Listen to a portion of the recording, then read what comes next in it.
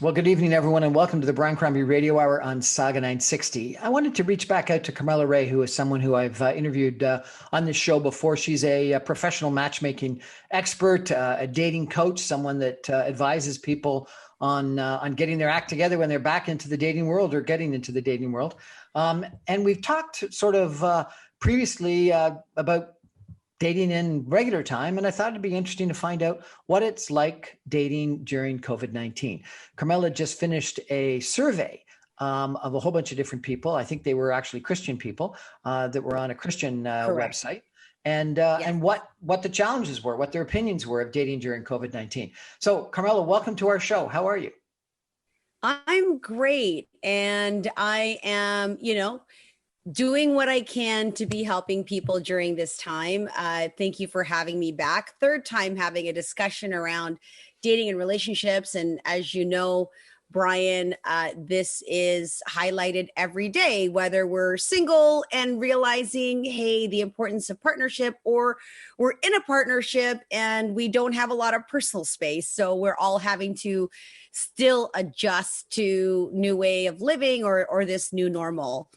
And as a result, you're correct. I did conduct a survey with Christian Dating for Free. It is one of the largest Christian dating sites with members, really across North America. I believe they have clients all over the world, but we surveyed North American singles. 1,800 people responded. And I'd love to share the results with you. If you have questions, please do. So 1,800 people surveyed. I really wanted to understand how singles were dealing with the pandemic. And so here are the results of some of the surveys. So one of the questions I asked, compared to before the pandemic, are you feeling more optimistic or pessimistic about your dating life? Brian, what do you think? Can you predict what they might have said? Well, it's interesting because I would have said that a lot of people that want to just meet people and whatever would have said more pessimistic. But I think people that want to actually establish closer relationships and get to know people during COVID-19, people have actually been able to, albeit, virtually, been able to connect. So my bet is they're more optimistic. You're smart. You are an intelligent human being. And I'll tell you, close to 2,000 people responded. And the survey results are that close to 40% are optimistic. Only 18% reported to be pessimistic. And then a whopping 43% said it's about the same. So whatever their feelings were about dating before the pandemic were the same, but mostly optimistic. So now this was with this Christian dating site. What do you think about it is for regular people? Because you advise a lot of different people, have people been able to date online, meet virtually, chat with people? Yes, of course they have been. And what I think, maybe the relationship to being a Christian website, people are spiritually based. Does that mean necessarily that they're optimistic? I mean, we all share whatever faith we share. I could have interviewed Muslim singles or Jewish singles or atheists or agnostic. I don't know. I think generally, and you're correct, because I work with so many different singles who follow various faiths, the sentiment has been very optimistic in the sense that I have been busier myself as a matchmaker. And many of my collaborators and dating experts are saying this is the busiest time for them. Some businesses, unfortunately, imploded, not doing well, permanently closed. But where it comes to relationships, people are wanting to connect now more than ever. So yes, online dating is up. The next question I asked are, what are the two biggest challenges you're currently facing while dating during the pandemic? Now, Brian, I had created a bunch of multiple choice, and I have to say, what do you think? Could you guess what anyone might think the biggest challenges to dating in the pandemic might be? Going out for dinner. You usually, one of the meeting people. So, how do you date? Do you take them to dinner? Do you go for a walk in the park? Do you just talk via Zoom or FaceTime or telephone? How to meet them? Did you have access to this survey before I talked to you? So interesting. In fact, 25%, the two biggest concerns that people had about dating were many restaurants and establishments are still closed. So 25% were concerned about there not being a place to date. And then the next one was just general anxiety over the impact of COVID. So 21%. And then 20% reported that they found it stressful. Interestingly enough, of the options, I'm worried about catching the virus. I'm worried about spreading the virus. They were lowest scored. They were not as concerned as where do I go on a date? Yeah, well, makes sense. Yeah. And I think that, the coffee shop or the restaurant is the logical place because you got something to do. You're drinking or you're eating or whatnot, rather than just having to talk. And just having to talk to someone at times can be challenging. We're talking with Carmelia Ray today, a master professional dating coach, professional matchmaker, and a dating coach. We're going to take a break for messages and be back in just a minute. Stay with us. Welcome back to the Brian Crombie Radio Hour, Saga 960. I come to you every Monday through Friday at 6 o'clock on 960 AM or streamed online at www.saga960am.ca, or you can get all my podcasts and videocasts after the fact on briancrombie.com. I have had the privilege of interviewing Carmelia Ray, a professional matchmaker and dating coach, a couple of times, but thought that we should talk about dating during COVID-19. And so Carmelia has been sharing with us some of the survey results. Sounds like a TV show, game show, from a big survey she did with 1,800 people from a Christian dating site. So Carmelia, tell us about another one of the questions, if you could. Okay. Are you finding communication has been better with singles dating during the pandemic? I really kind of just wanted to understand, as a matchmaker and dating coach, what is the climate? Like, how do people really feel about dating? And interestingly enough, again, 28% of the singles that were surveyed on Christian Dating for Free has said it's better. Only 19% said it's worse. And again, we've got about 52 to 53% of singles reporting that it's the same. And what I make of that, Brian, is that dating can be challenging at any time. You don't necessarily have to throw a pandemic into the dating mix to feel better or worse about it. In fact, the survey is proving that a lot of people feel the same. And for some, they actually feel more optimistic and better. The communication's better. Now, Brian, I don't know if you found, even in your interviews or maybe with extended family or new relationships that you're forming, if you have found your communication has increased, because now what are people doing? They're consuming content, they're watching video, they're reconnecting with family and friends. Are you surprised by the results of people reporting better communication? Yeah, I am. So, my situation is unique because I've been doing this radio show, as you know, for a year now. And I've been probably kept connected with a whole bunch of people by doing this. I'm on air 5 times a week on the radio and 1 time a week on a TV program. So I'm doing 6 shows a week. And to do 6 shows, I'm often doing more than that because not every show works out. And so it's been wonderful and interesting for me because I've met a ton of very fascinating people. I think that's pretty unique. Not a lot of people end up interacting with that many new people on a routine basis. A lot of the people that I speak with are feeling stir crazy, are feeling isolated, miss going to restaurants, miss going to live entertainment, miss music, miss going to the theater, miss going to hockey games or basketball games, or just miss going downtown and bumping into people. And I think that, some people are probably exercising a little bit more, which is good, and taking walks in the park.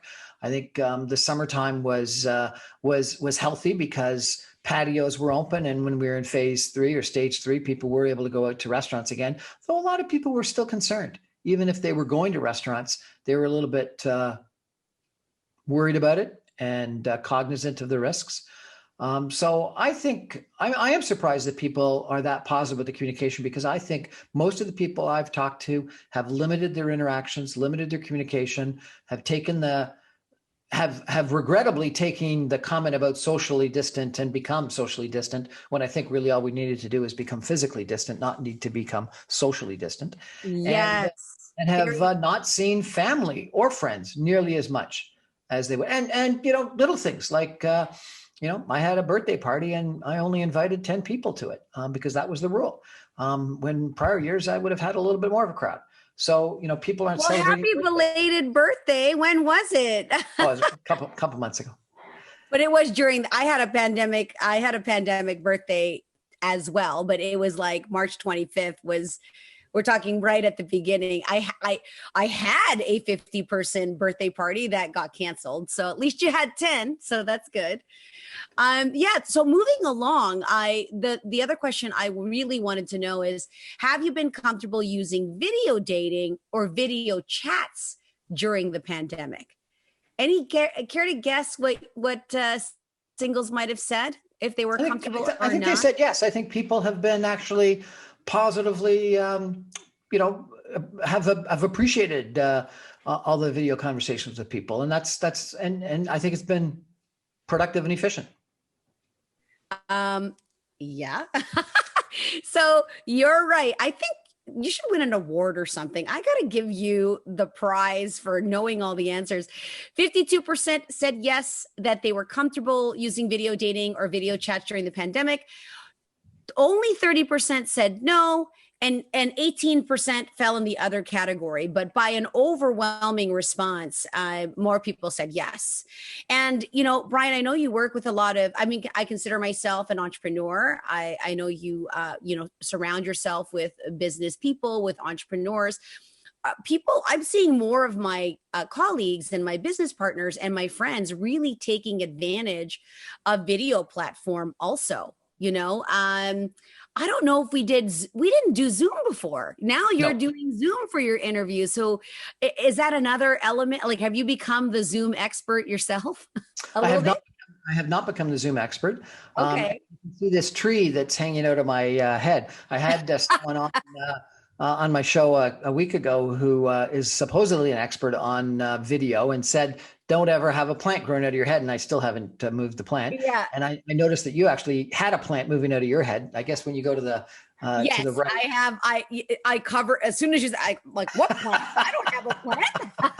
So But yeah, I have my I'm not the little. Zoom expert, but it's interesting because I'm the drive home guy at 6 o'clock on 960 a.m. But not everyone is driving home at 6 o'clock anymore, and so Correct. actually I'm getting more viewership of my video casts than Video I am on my my radio broadcast, I think, Yes. based on sort of feedback. And so therefore people are watching my show after the fact via video, not necessarily listening to it as much on the radio, which is kind of interesting. So and it's interesting because video is the way that more and more people are communicating, whether it be TikTok or Zoom or FaceTime or whatnot. TV, obviously, cable, obviously, and so I think that Zoom has allowed me to do that, rather than just record the audio for the radio show. Yes. So for those of you who are watching, for those of you who are listening, hi. For those of you who are watching, I'm literally waving right now. So that's great. Yes. But that is interesting because, people, when they are on video, do speak differently than when they're just on the radio, because you do use your body, you do use hand signals. You sometimes will refer to things like the plant behind my head, or the gorgeous blouse you've got on, and things like that, which doesn't come through if you're on the radio. And so therefore what you have to do is you have to make sure that people understand that some people are just listening to the audio. And so therefore you have to explain exactly as you just did, that you're waving at the time. I actually, but it is a interesting trait. That said, I do think that, and it's interesting. So I have been part of court proceedings on Zoom. Okay. I've been with doctor consultations via the telephone, where you sent them pictures of things that they wanted to see. I haven't done a doctor's appointment yet, and I have been wanting to do the Zoom. Like, we've had telehealth for for Ontarians. Actually, all of Canada has had access to telehealth, but now my own GP is doing Zoom things. So that's really cool. I think if I could save the drive, I won't probably go back to the doctor. Well, and number one, saving the drive. Number two, saving the half an hour wait in the waiting room. And then, the other people that are coughing or whatnot in the waiting room that you might get infected by. So doctors are finding it more efficient and courts are finding it more efficient. And less costly for the clients. So, I think you could go through example after example. And what some experts have been saying is that we have accelerated 5 years of digitization in 5 months. I think that's all of this may have happened anyway, but it may have taken 5 years for it to happen, and it's happening more quickly. So to come back to dating, I think that, and you told me this at one point in time, that you should always schedule the first date as a coffee shop so you can leave if things aren't working out. Zoom might be a more efficient way of having the first date. Well, Zoom dates, so interesting that you led to the next survey result. And this survey result, I was actually very surprised. Now, again, the survey was done on Christian dating for free. It's a demographic of Christians. They are single. So that's the common denominator. I happen to work with singles of all ethnicities, ages, races. So I'm just really expressing the results of this survey. And what was interesting is when they were asked, how many times have you been on a date in real life during the pandemic? And Brian, there was an overwhelming response. About 58% reported to have had zero dates. Like almost 60% of those people had zero dates. 20% said rarely, and only 5% said they are still dating like once a week, once a month. This is true. In the beginning of the pandemic, a large percentage of my private clients said, I'm going on hold. So they called, I don't want to date, I'll just put it on pause. But then when we started to get word, Brian, that this could go on for a while. I mean, this could go on. In fact, we're still in quarantine in many parts of the world. And now here in Mississauga and in Peel and wherever you're hearing, we've reverted back to phase 2. So the restaurants are closed. Although communication is up, video is up. First dates are happening on video. They're happening via phone call, via text. So it's not like they're not dating or not relating and getting to know each other, but there's a lot less physical dating happening. So if you are wanting to date or you're wanting to present yourself even in a new business opportunity, interviews are happening.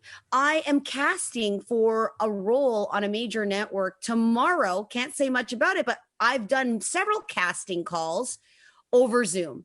I've done several, most of my client meetings are done over Zoom. So for those who are listening or watching this platform video, you really need to be prepared to present, to date, to impress, to do whatever you have to do that you would have done in person now on this platform. But you can't get the sort of the body language. You can't tell attraction to the extent that maybe you're seeing someone's face, but attraction is a lot more than that, isn't it?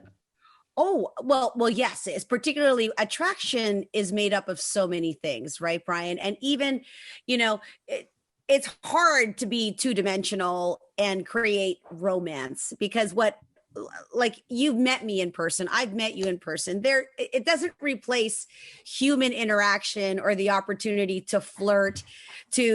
I can't even touch you anyway. So it's advisable. We're 6 feet apart. But in the past, if you wanted to create chemistry or you wanted to, create that ambiance, then the smell of somebody's perfume, their pheromones, the body odor, we're animals, 40% of attraction is genetics.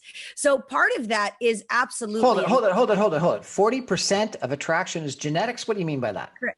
Well, there's a test, a relationship test, and it actually exists. It's called instant chemistry.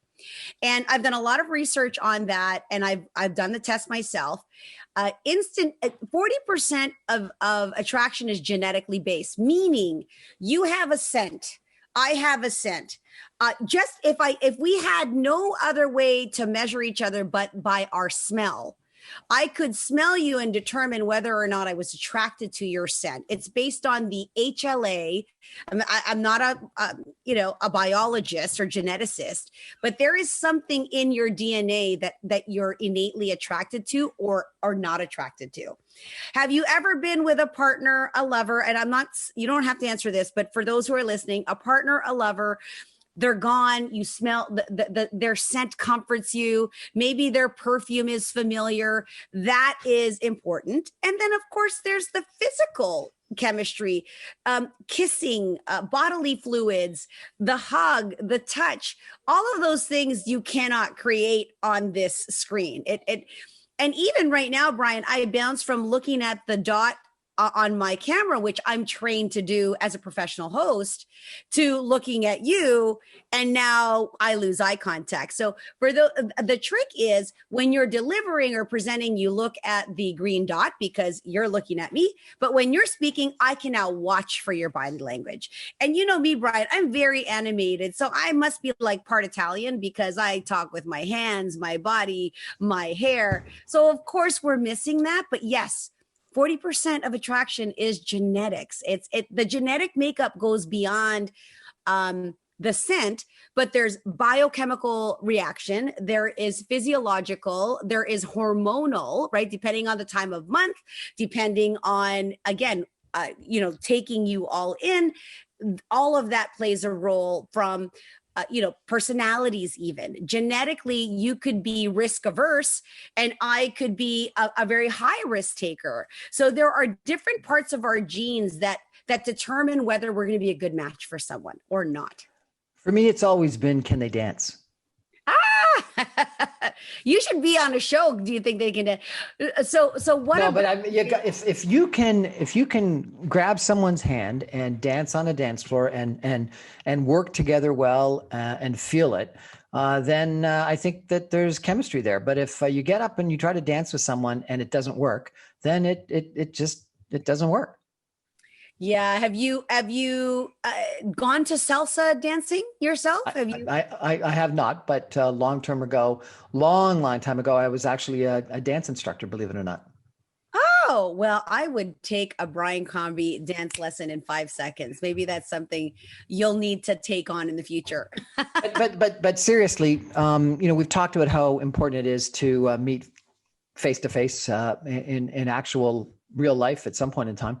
Don't we have to just sort of rethink what some of those real life dates might be? For example, a walk in a park, go pick up a coffee and go for a walk in a park together, or go for a hike together, go for a bike ride together. It doesn't have to be a meal in a restaurant. It doesn't have to be at a bar. No, in fact, if you go to my website, carmeliaray.com, or my Instagram, or Google, safe dating tips for the pandemic, you're absolutely correct, Brian. And in fact, activity-based dates and bonding activities, and anywhere where you can get the blood flowing and interact and also have that activity serve as the icebreaker, is really a much better experience and more fun for both of you when you can find an activity that you both like.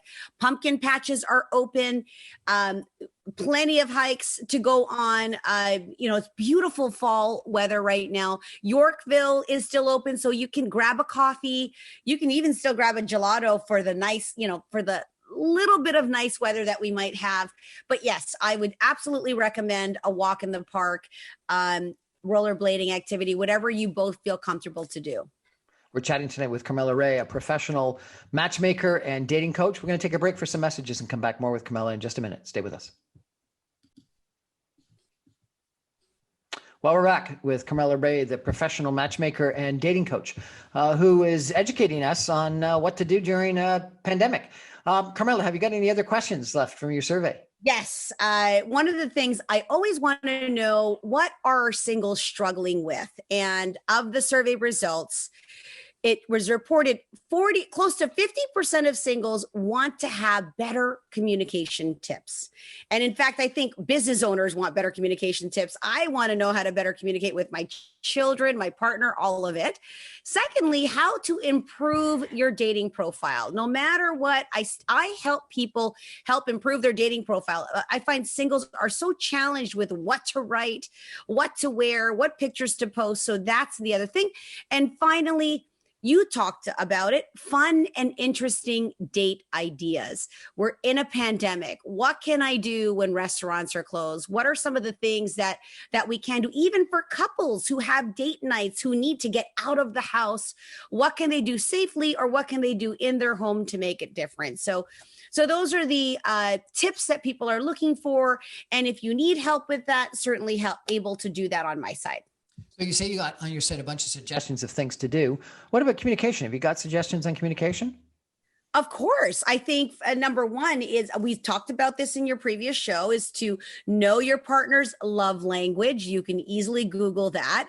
But anything that you can do to be introspective and to be where your partner's at. A lot of times where conflict exists is that people think about self. What are they doing for, like, when you ever focus on yourself, what you don't have, what you don't, it's just all me, me, me, me, me. You really want to you're in a relationship. So if you can focus on the needs of your partner, and of course the needs of yourself. Will Smith says it so perfectly. It's like part of the secret to success in his relationship is that he believes you're responsible for your own happiness. I think a lot of people turn to their partner and expect them to be their happiness. You didn't make me happy. Well, that's not my role. You should already be responsible for that. So in terms of communication, be open. Don't hold it all in, and please work with a professional. Brian, truth be told, during the spike of the pandemic, I'm calling, okay, what relationship counselor can I talk to? What therapist do I need? What does my son need? What does my daughter need? So we really got a lot of support during this time. If it feels overwhelming, get support. Well, I think the best advice that I've ever been given is Jimmy Patterson, who I used to work with, always reminded us that we have two ears and only one mouth, and that's because we're supposed to listen twice as often, twice as much as we talk. And so I think that is one thing that a lot of people don't remember, which is listen, and listen a lot. And truly, authentically listen. Don't just wait to make it in your own comment. And I couldn't have had a better example than the first debate between the two presidential candidates in the United States, where obviously one of them constantly interrupted and didn't care what the other one was saying, just wanted to bully him and browbeat him. And then I guess the other one that we all know from that 1 Minute Manager or whatever it was about first seek to understand, then seek to be understood. So you want to make sure that you understand the other person first before you try to persuade them or talk to them or communicate with them. But you mentioned this other show we did. We actually did it for Valentine's Day, where we talked about the 5 love languages. And if you're interested in it, you can go to YouTube and put in Brian Crombie and Carmelia Ray, and up will pop our show for Valentine's Day about the 5 love languages. But just for the people that don't know, can you really quickly repeat what the 5 love languages are? Oh, absolutely. So, I mean, we can all have a little bit of each one, but in many cases, people will predominantly be one over another. So of those 5 love languages, one is words of affirmation. So you like to be told, I love you, words to affirm. Quality time. So you show love by spending time with your partner, vice versa. Acts of service. This is very strong for me. And that's the act of giving to show love. Receiving gifts. So that's a simple one. And then finally, physical touch. So like in my partnership, my partner is words of affirmation, and I'm more of a quality time, acts of service. So one of the things he does to speak my language, gets up in the morning, my coffee is made. I don't have to ask. He makes it the way I like it. And the things that I have to work on is expressing gratitude and remembering. Thank you for that excellent coffee you just made me, sweetheart. I love exactly. So that's the exchange, because ultimately, Brian, I would just drink that coffee and not say a word. And so, because that's the language, right? So, and he would just say, good morning. you look beautiful today, and not make my coffee and be like, I expressed love, but I wouldn't receive it that way. Unbelievable. It is a great show. Carmelia goes through this in a far more detail. Check it out if you're interested. Carmelia, you said that you have a November Meet Your Match challenge. Tell us about it. Yes. Oh my gosh, I'm so excited about this. Everybody's doing these challenges, right, Brian? I see them all the way in social media. I participated in a PR challenge with a big group, and I said, I love this idea of a group and everybody being accountable and sharing their goals. So I teamed up with another professional Toronto matchmaker. Her name is Aviva Reimer. She's the founder of Perfect Fit. We collaborate. She's also a Toronto matchmaker to create the Meet Your Match 5-day challenge. So we are going, whoever registers to our challenge over 5 days, we're going to deliver an hour of coaching, sharing our best secrets, teaching everybody what we know, those communication tips, how to set up your profile, what to look for in a match. But the 5-day challenge to meet your match, to help you really discover who you are, attract your partner, and meet your match. You'll get an accountability buddy. We give you homework. It's like everything that we would do with our private clients, but we do a crash course in 5 days. And so how does one compete for this? You just register. There actually really isn't even a competition. It's 5 days of coaching. You can be a regular participant. It's $55, or you can be a VIP, which is $97. And every day we give homework and assignments, and we give a grand prize, and the grand prize value is $5,000. You get to work with both Aviva and I. We're going to help you meet your match. But we hope too that even within this community that people will kind of get together. We're going to challenge people to help match other people. We're going to not force. We encourage people to show up, right? Like be out there, practice video, do a video date, get yourself ready. We're going to give out grades. It's like going to dating school for 5 days. Fantastic. And how does one register for this? You can go to Facebook under Carmelia Ray page, or you can go to Eventbrite. The tickets are on Eventbrite, and you can log in, Meet Your Match Challenge, and it will pop up. And Brian, I can send you the link for your people, or you can also go to my Instagram, which is at Carmelia Ray. So anyone who follows me, if you'd like information about the challenge, just email me, carmeliaray@gmail.com, or go to my website. Happy to give you the link to register. And I'll put the link in the promo for the show. Thank you. Carmelia, thank you for that. That sounds fun. And then you said something about the Matchmaking Academy. What's the Matchmaking Academy? Oh, yes. Well, I have run into so many people that actually have said, hey, are you hiring? I love what you're doing. I think being a matchmaker is so fascinating. How did you become a matchmaker? We've talked about that. So I thought, you know what? This is the time for people who want a new opportunity. So if you've ever thought of having a career as a matchmaker or a coach, I launched a digital academy that teaches you how to become a matchmaker. So it's a digital school. It is taught by myself and my dating coach, Hunt. We partnered together, created an 8-module course, lots of lessons, giving the secrets to how to become a matchmaker or dating coach. And that's what it is. It's a digital matchmaking school. So for those who might be thinking of a new career, I've had people who are recruiters. Some matchmakers I know were former corporate lawyers. They're former homemakers. They're former fitness experts. They're former teachers. If you feel like you want to become a matchmaker, check it out. Sounds like fun. And yes. How do you do that? That's on your website as well? It's matchmakingacademy.com. So you can check that out if you want to be an apprentice matchmaker and get to have a career helping people find love. The most rewarding thing ever.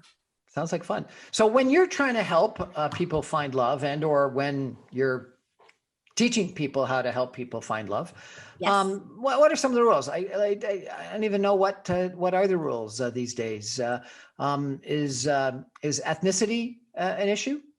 Oh gosh, yeah. I actually was on breakfast television talking about the ugly side of racism when it comes to dating. I've been interviewed many times during the Black Lives Matter movement about the ethnicity issue. A popular dating site, Zeus, had reported, several years ago that unfortunately, certain ethnic types are marginalized and overlooked. So yes, race is an issue, but you know what? Ageism is an issue, Brian. Height is an issue for people. If you are, not this tall, you are overlooked. If you do not make this income, you are overlooked. So we really live in a society where we are unfortunately, judged based on so many different factors. In fact, education could be a block. So do females still want a man that's taller than them? For the most part, I would say that a lot of women have height. We all have preferences, and height preference for many ladies are there. And I don't want to, not have men who are shorter or women who are shorter to lose faith in dating. But since we're going to be since you're asking the question, yes, of course, it can feel more challenging if you are under 5'5", as a man, or as a woman. It's the reverse. I've had clients that are 6 feet tall, women who are 6'1", or super tall, and saying, it's hard for me to find a man that's taller than me or same height. So that can also seem. But is there something wrong with a tall woman with a shorter man?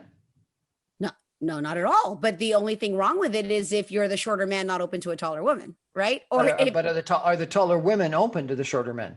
Not always, So when you take a look at what really matters when it comes down to compatibility, they're very value-based, right? It's your beliefs on family and finance. It's your beliefs on career and money. It's your beliefs on, personality, on how you're going to raise your children. Like, there are just so many different factors to consider, that things like height or ethnicity, those or geography, really, you hear love stories. I mean, as a matchmaker, I've heard many love stories of someone who met, they're in Europe. He lives in London, she lives in Toronto, and they make it work. I think that people, if they're committed to a relationship and they can see a way to be together, they'll make it happen. Or you can look at obstacles and say, no, sorry, they don't meet my height requirement. At the end of the day, for those who are listening or watching, height has never, ever played a major role in why somebody fell in love with someone. It's nice, but it's not necessary. I've always thought you had to be taller than she is in heels. Yes, only if she cares, right? Like I do have, that's a common, not excuse, but a lot of women, short women especially. And Brian, I'm only 5'3", right? So my first boyfriend was like 5'2". I didn't have height requirements, but maybe I didn't wear heels that much when I'm like 18 years old, right? But now, like, for women who want to wear their tall heels, they'll say, well, I want to be taller than him in heels. I think it's just a personal preference. We're chatting with Carmelia Ray, I apologize, a professional matchmaker and dating coach. We're going to take a break and come back with some concluding comments in just a minute. Stay with us. Welcome back. Brian Crombie Radio Hour, Saga 960. We're chatting with Carmelia Ray, who is a professional matchmaker and a dating coach. Carmelia, I have to ask it. What about age? What's reasonable age differences? Oh, gosh. Well, if you asked a man, he would say 30 years younger is reasonable. And if you asked a woman, she would say probably, 10 years younger is reasonable. It's really, what do most people request? I think the majority of people are comfortable with plus or minus 10. And that being said, I've had some people not be comfortable with much older. And I've had some people that are not comfortable with much younger. So I'll give an example. And where it becomes even crucial, Brian, is let's say you're a woman, you're between 38 to 42, you'd like to have children. That makes, it challenging because most men who are or people who are thinking about having a family in terms of choice, is a man going to choose a 41-year-old woman to have a baby with when he has the option of, or at least believes he might have the option of dating women in their younger 30s that could also have kids.